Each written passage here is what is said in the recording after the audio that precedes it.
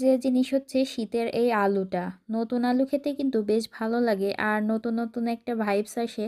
তো শীতে নতুন আলু এই যে উঠে গিয়েছে, আলুটা পেয়েছে আর আলুটা মনে হয় এনেছে এজন্যই। সত্যি আব্বু আনেছে তো আম্মা তো তুমি আব্বুর সাথে বাজার করতে গেছিলে বলো?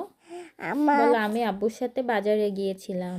আম্মা তো বাটাই যাচ্ছিলাম আর শীতের এই কালিটা কিন্তু আমার অনেক পছন্দ। কালি ভাজি করলে অনেক বেশি মজা হয়। এখানে কালিও এনেছে বেশ ২ আঁটি পরিমাণ। আর কালির দামটা তো এখন অনেক বেশি। তো নতুন থেকেই কিন্তু কালিটা আমাদের খাওয়া হচ্ছে। নতুন থাকতেই কিন্তু কালিটা খেতে বেশি ভালো লাগে, পরে আর ভালো লাগে না। আর মাছ এনেছিল ইলিশ মাছ আর শোল মাছ। তো একটা মাছ আমি এই যে এখানে বের করে নিয়েছি, এটা রাত্রে রান্না করব এজন্য। প্রথমে ভেবেছিলাম শোল মাছটা ঝোল করব, কিন্তু শোল মাছগুলো একদম জ্যান্ত, তো ওদেরকে আমি ধরতেই পারছিলাম না। না মরা পর্যন্ত তো কাটা যাবে না। তো কিছুক্ষণ পরে মরলে তারপরে কেটে কুটে ফ্রিজে রেখে পরে ঝোল করব।